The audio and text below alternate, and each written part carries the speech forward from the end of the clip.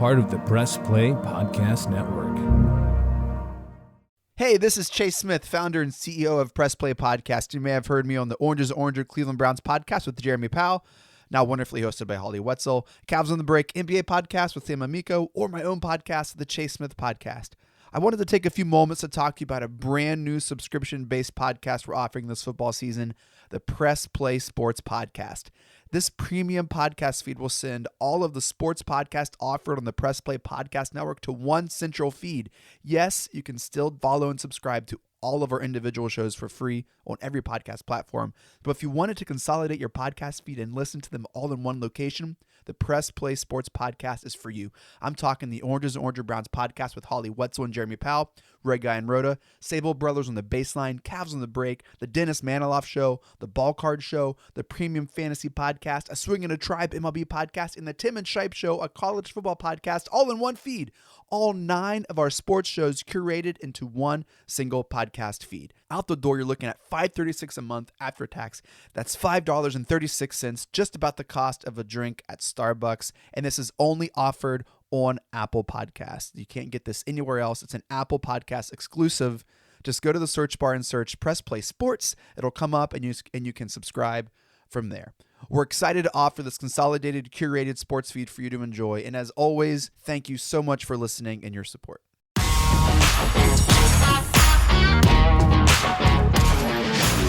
Welcome to the latest edition of the Dennis Manoloff Podcast, part of the Press Play Podcast Network. I'm talking a little softer than normal because my throat is acting up, but the enthusiasm is at 100%.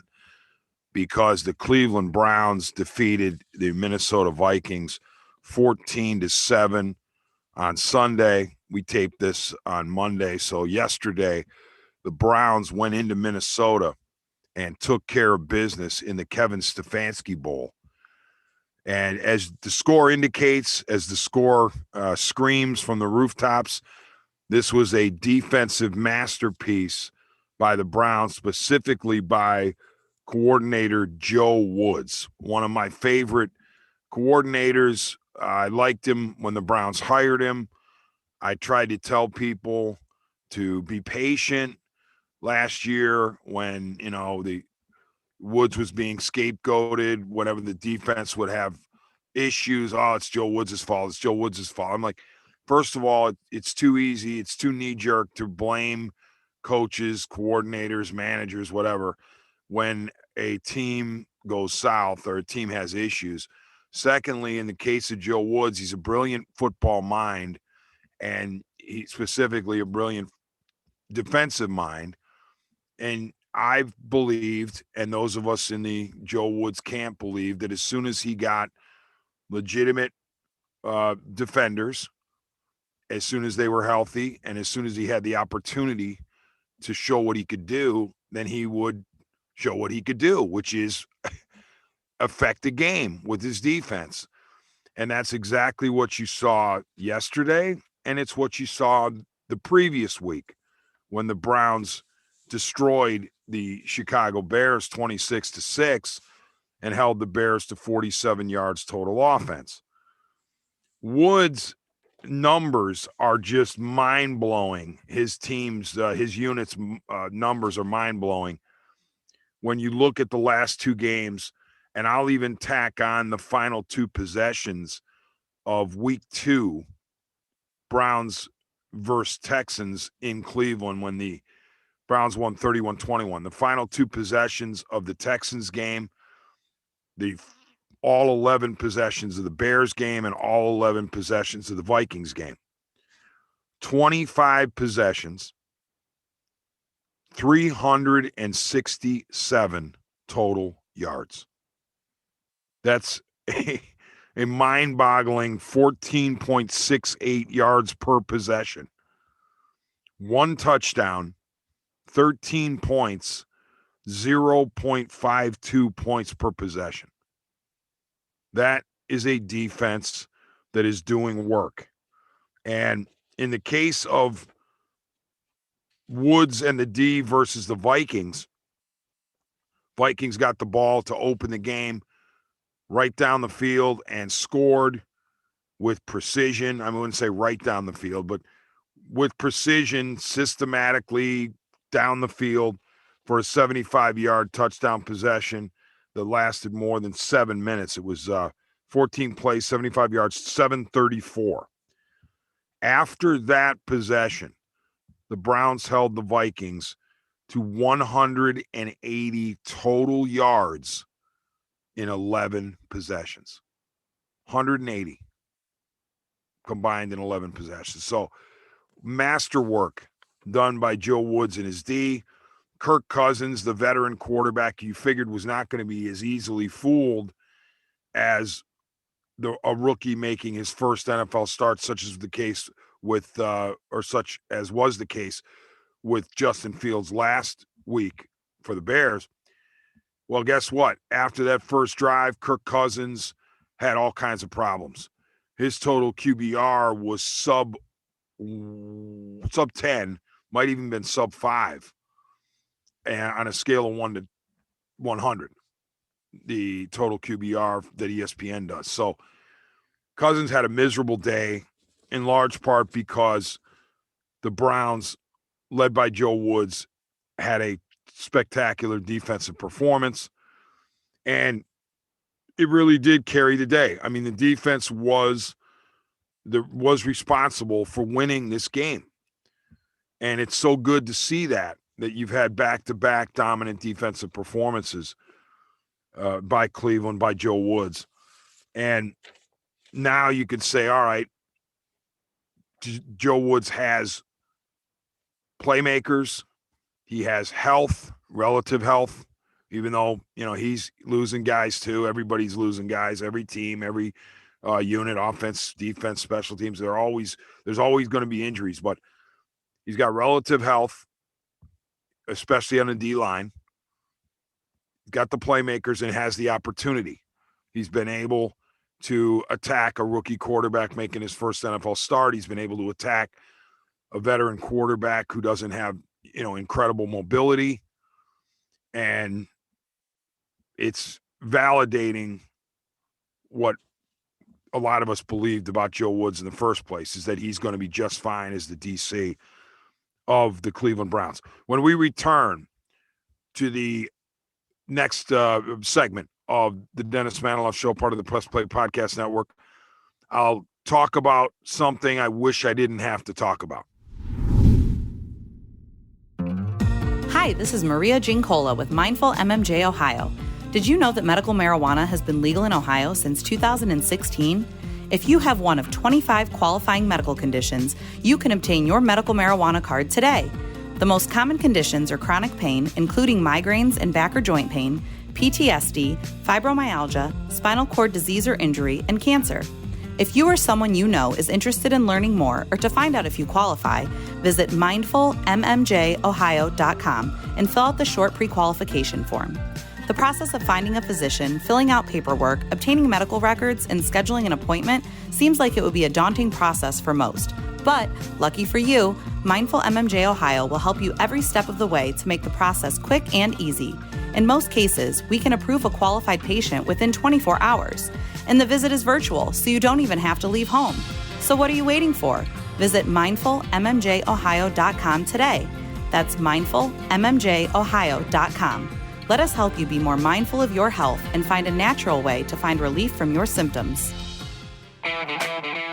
The R&R podcast going to be rocking and rolling with you because football season is underway. College, Ohio State, the Power Fives, the MAC, the Browns. Michael Regai, are you ready to rock and roll with some football? Kenny, I've been ready. This is our time of year. This is what R&R is all about. We're going to be with you every week. Kenny just said it, Browns, NFL, Ohio State centric. So you got to stay with us all fall and winter long here on R&R. That's right. The Regai and Rhoda podcast coming to you here on the Press Play Podcast Network. Subscribe now and don't miss a show. Hey everyone, I'm Holly Wetzel. And I'm Jeremy Powell. And we are your hosts of The Orange is Oranger, a Cleveland Browns podcast on the Press Play Podcast Network. We give you all the dog pound coverage that you'll need each week to get you ready for kickoff and beyond. Don't miss our breakdowns of each week's matchups, game recaps, and any and all news out of Berea to feed your Browns appetite. As we all know, Holly, dogs got to eat. That's right, Jeremy. Hit that subscribe button and never miss an episode of the Orange is Oranger Browns podcast on the Press Play Podcast Network. Hey everybody, it's Sam Amico from Cavs on the Break NBA podcast. Be sure to give us a listen for all your Cleveland Cavaliers recaps, analysis, breakdowns, draft talk, free agency. The list goes on and on. Give us a listen, Cavs on the Break NBA podcast. Welcome back to the segment 2 of the Dennis Manoloff Show, part of the Press Play Podcast Network. Producer extraordinaire Chase and I are bringing you a little recap of Browns Vikings. Let me say this very succinctly. The Cleveland Browns defeated the Vikings 14-7. The Cleveland Browns have won 3 games in a row and are 3-1. Their starting quarterback in those 4 games with this 750 winning percentage has been Baker Mayfield. All right. Now that I got that out of the way, what in the world were we watching in Minnesota from Browns QB1 who wears number 6? Number 6, oh my goodness, that was a steaming pile of horse muffins, as the late Bob Feller would say. 15 of 33 for $155, no TDs, no picks, 3 sacks, total QBR 15.6. I like the Bake. I like Bake Show. I'm not going to bail on Bake Show because of that disjointed, discombobulated, unmitigated disaster of a performance on Sunday against the Vikings. But I do think it's nerve-wracking. You don't want to see many more like this, okay? Many more performances like this. Baker Mayfield, from what I understood, took ownership of it. He was saying, what the heck was that? Or what the HE double toothpick was that? So he was willing to admit or acknowledge that he struggled. Okay, that's fine. But I would rather he not have to admit that he struggled, because that would mean he didn't have games like this. Last week's game was kind of underwhelming for Baker Mayfield. Wasn't great, wasn't bad, just kind of in the middle, solid. But this one was really bad. So 2 weeks in a row, he really hasn't excelled. It's not good timing when you know that he's playing in a season that he could have an extension. He could sign to an extension, but he hasn't. He could be signed to it. So there's that money thing hanging over it. You know, he'll say and has said, hey, that's not what I'm worried about. All I want to do is play football. Okay, great. But that storyline is going to be there whether he wants it to be or not, as long as he's not signed to an extension. You also have, more important to him, more important to the fans in this town, you have a team with Super Bowl aspirations, not just a team that needs to get to 500, not just a team that needs to get to the playoffs and maybe win a playoff game. That's already been accomplished in the Kevin Stefanski era. You have a team with Super Bowl aspirations, and that team has the number 1 overall pick in 2018 as its quarterback.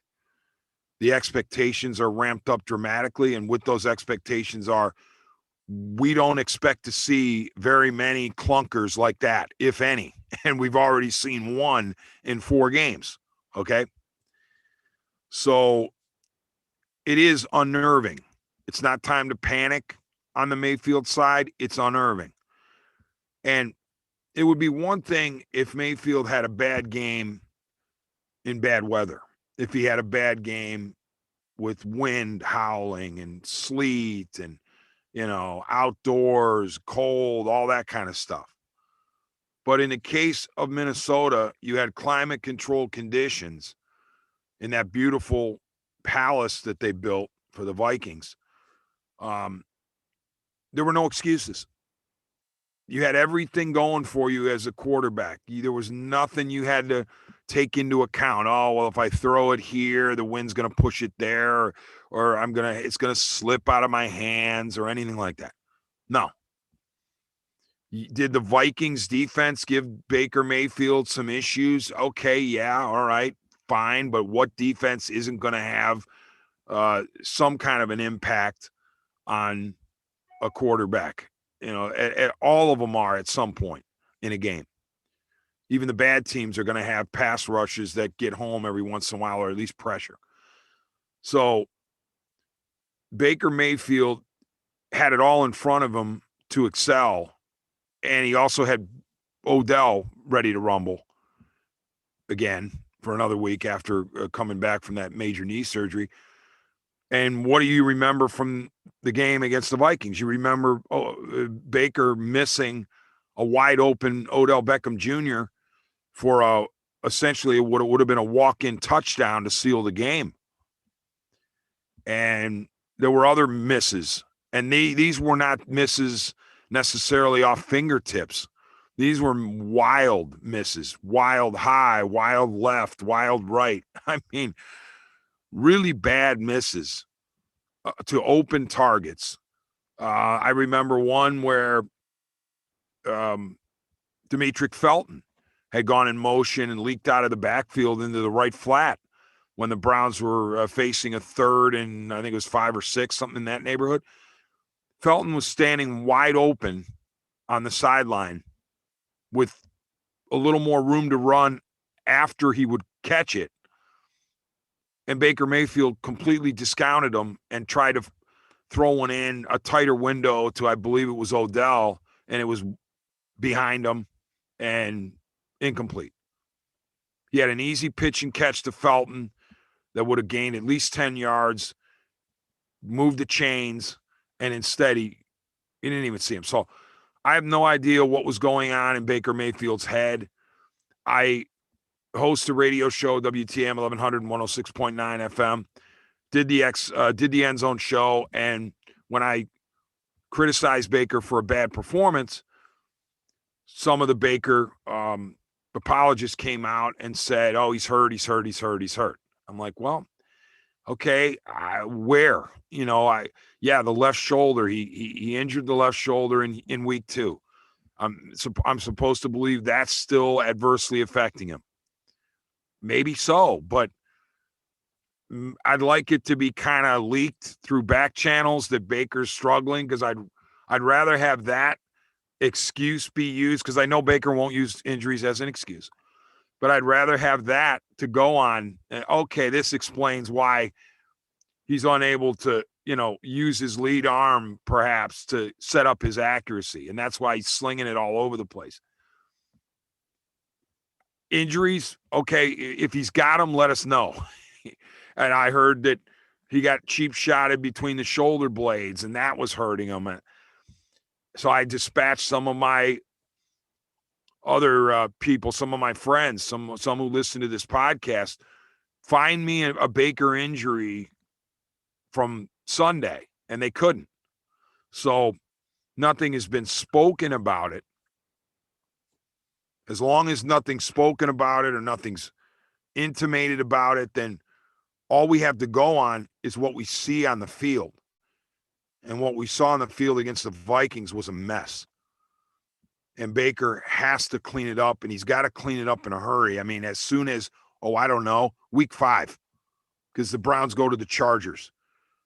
And the Browns face an extremely talented quarterback in Justin Herbert, who's in his second year. And I hope that Joe Woods D can dominate again, but the Chargers are a different animal offensively than the Vikings are. And I think the defense is going to need help from the offense. And the running game for the Browns is going to need help from the Bake Show. He's going to have to throw the ball and throw it well, I think, if the Browns are going to be able to beat the Chargers. In other words, I don't think we're going to see another 14-7 game. And that's not going to be a knock on Joe Woods. It's simply his task is so much harder this upcoming week than it was against the Vikes. I'm betting that Baker Mayfield has got to factor into this. He has to be good, really good, for the Browns to win. Can't get away with this kind of stuff and expect to win. And here's the other point. The apologists were coming out. And by the way, maybe I'm an apologist because I really like Bake. I want to see him succeed. What other choice do you have? Case Keenum? I like Case Keenum. He's gritty, he's gutty, but he's a backup. You're not going to the Super Bowl with Case Keenum unless the Browns defense turns into the 85 Bears D. But with Baker on Sunday, I was hearing, well, he didn't turn the ball over. He won another game as a starter. His team is 3-1. All true. Okay, fine, great. What do you want, a cookie? You want a participation trophy? Great. The starting quarterback didn't turn the ball over, he didn't fumble or throw a pick, and his team won the game. Fine. But it can't stop there. You have to call it as you see it on a week-to-week basis. On the micro, you call it as you see it on a week-to-week basis. On the macro, you look at the overarching thing and say, I'm not bailing on Baker yet. He's the best option the Browns have. Certainly for 2022, you need Baker Mayfield to round into form. It's not like you're going to find some quarterback off the street if Baker Mayfield goes into some deep dive. And I don't think he will. But even if he were to, how are you going to automatically find a quarterback who's going to take you to the Super Bowl potentially? So it's Baker or bust, at least in 2022. So he's got to be much better than he was. And the problem I had with his performance Sunday, yes, he had a running game that helped a lot and was the key to the offense. But what Baker did by not playing well is he put way too much stress on his defense. The Browns defense should have been able to play with a multi-score lead for at least the fourth quarter. But they weren't able to do that because Baker was missing passes and failing to sustain drives that could have put the Browns in position to expand their lead and give the defense a little bit of a cushion. So the defense was under high stress all afternoon. And yes, it answered the bell. Yes, it performed, but shouldn't have been that way. QB1, number 6, should have done some things to take some pressure off the defense, and he didn't do it. All right, when we return on the other side of the upcoming break, I will give out game balls for Browns Vikings. This is Mike Voorhees, co-host of the Swing and a Tribe MLB podcast. If you love Cleveland Indians baseball, then this is the pod for you. We've got you covered each week as we talk about all the games, breaking news, trades, the roster, all things Tribe. You're going to love it. Go Tribe.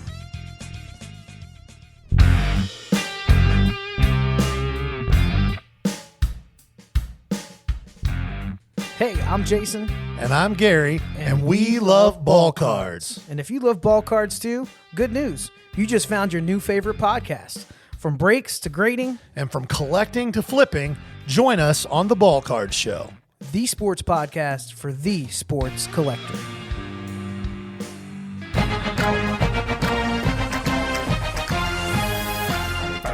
Hey, it's Tito, host of the Premier Fantasy Podcast. Get all the news and analysis you need to dominate your fantasy league. I've been doing this as long as anybody in the business. I can help give you the edge in your leagues. It's the Premier Fantasy Podcast, part of the Press Play Podcast Network. Looking for new insights on the Cleveland sports scene with a unique side of Cleveland sports history? Then you found the perfect podcast. I'm John Sable. And I'm Scott Sable, and we're hosts of the Sable Brothers on the Baseline podcast, a podcast about Cleveland sports, but not your typical podcast about the land's sports teams.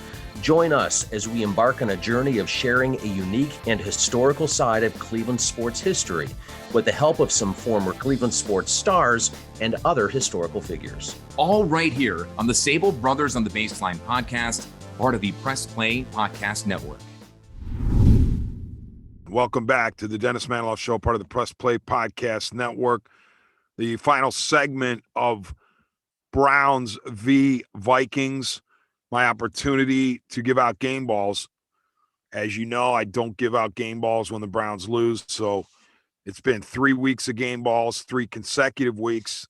That's great. And by the way, I get that the Browns opponents that they've beaten so far this year are not exactly a who's who. not exactly a murderer's row. You know, the Bears, the Texans, and the Vikings. The Vikings are better than their 1-3 record, I believe, and I think the Vikings will be, you know, decent by the end of the season, record-wise, because they easily could be 2-2, 3-1. But, you know, and think about this. The Arizona Cardinals looked so great yesterday in going to 4-0. They punked the Rams out in L.A. The Vikings had the Cardinals beat in Arizona. And our old buddy Greg Joseph pushed the field goal wide right. So that game should have been a victory for the Vikings. The Vikings beat the Seattle Seahawks in Minnesota. So the Vikings are not bad, but the Bears aren't very good, especially when they had the rookie quarterback Justin Fields making his first NFL start. Bears rebounded. Fields looked better yesterday in a win, but the Browns caught the Bears at the right time. The Texans are just utterly trash. I mean, that's an awful, awful team.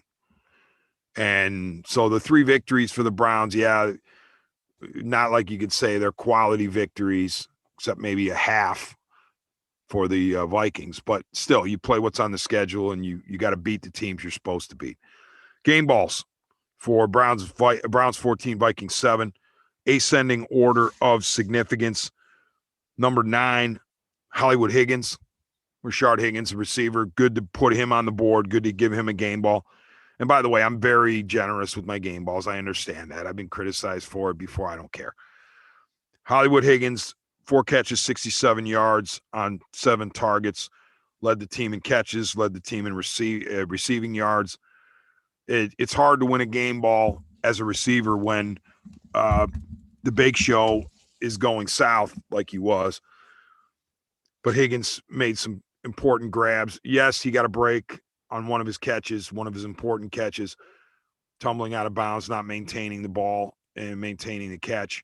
But the officials didn't see it and they didn't review it. So Higgins got a break there, but he gets game ball number 9. Game ball number 8, Swiss Army knife linebacker Jeremiah Owusu-Koramoah.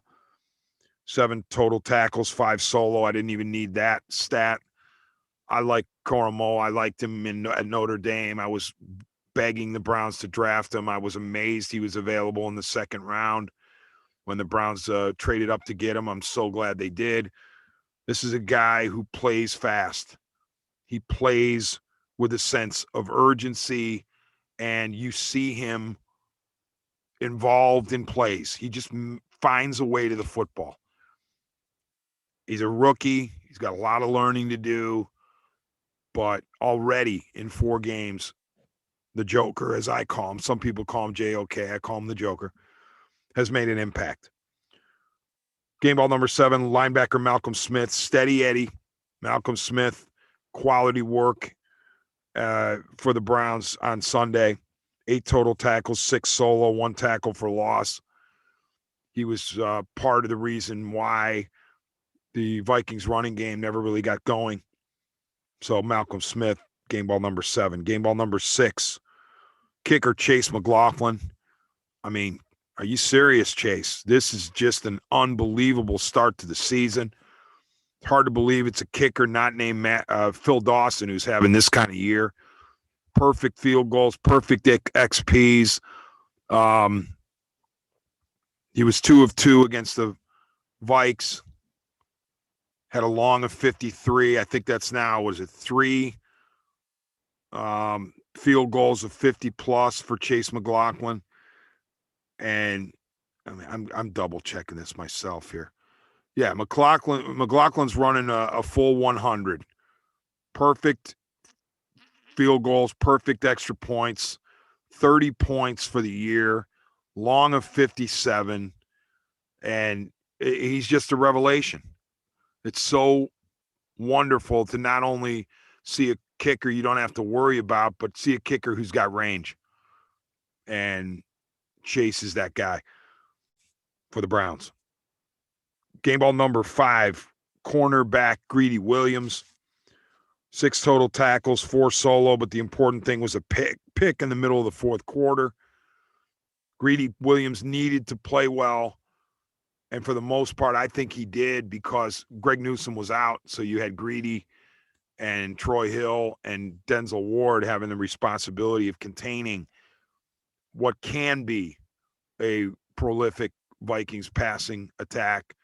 You had really good receivers to deal with like Jefferson and Thielen. So Williams did a nice job, deserves a game ball in my mind. Although I will say final pass into the end zone, I don't blame Adam Thielen for complaining. He thought Greedy Williams interfered with him, and quite frankly, he did.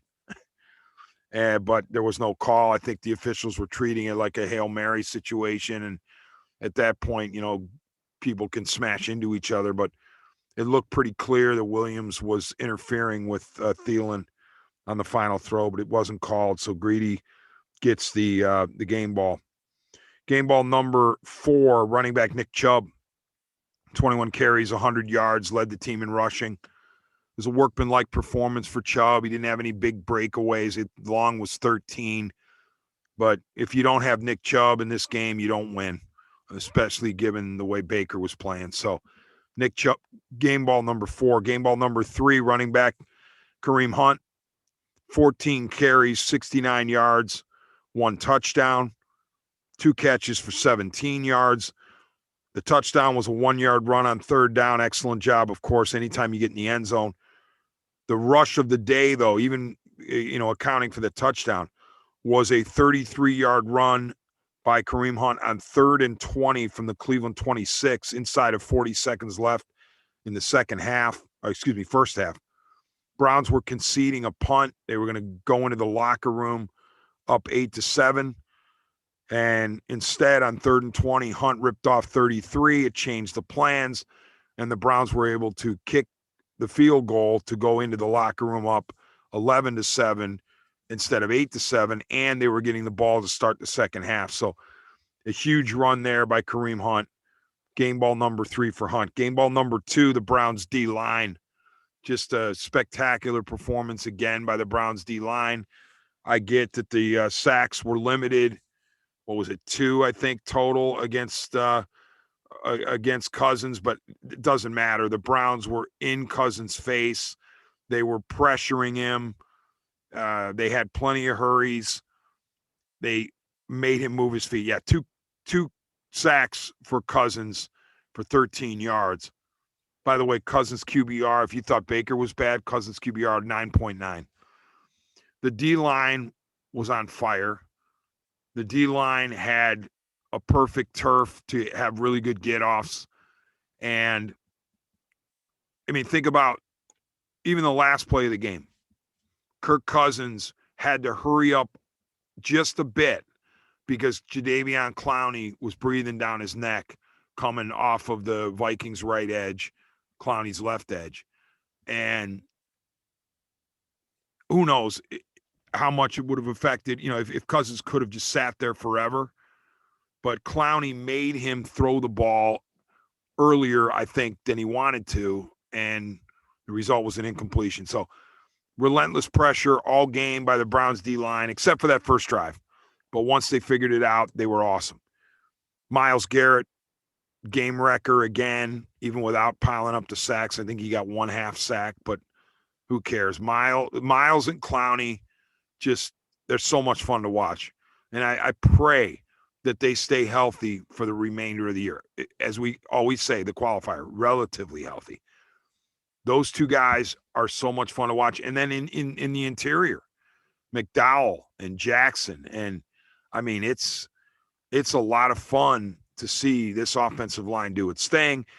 And it's a lot of fun to see D-line do its thing because of game ball number 1, defensive coordinator Joe Woods. Was there any question that Joe Woods was going to get game ball number 1?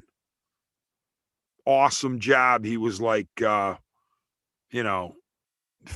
and the Boston Pops. He was orchestrating a masterpiece again. What I've really enjoyed with Joe Woods the past couple of weeks in particular is that he's getting pressure without having to blitz multiple guys. Like, I think the vast majority of his pressures are coming from 4 and no more than 5. So he can go standard 4 or blitz 1, but he doesn't have to blitz 2 or 3 more in order to get, or, he doesn't have to blitz multiple in order to get home or affect the quarterback. His delayed blitzes have been effective, even if they haven't resulted in sacks. He's twisting, he's stunting, he's overloading, he's changing guys up on the line, he's moving guys around. I think he's creating confusion for the opposing offensive line, and he's making it look like he's sending more guys than he actually is. And then the second and third layers are doing their thing. Their coverage schemes are great for the most part. So Joe Woods, fantastic job again on Sunday as the Browns defeated the Vikings 14-7. All right, thank you very much for listening and really appreciate it. We'll talk to everybody soon.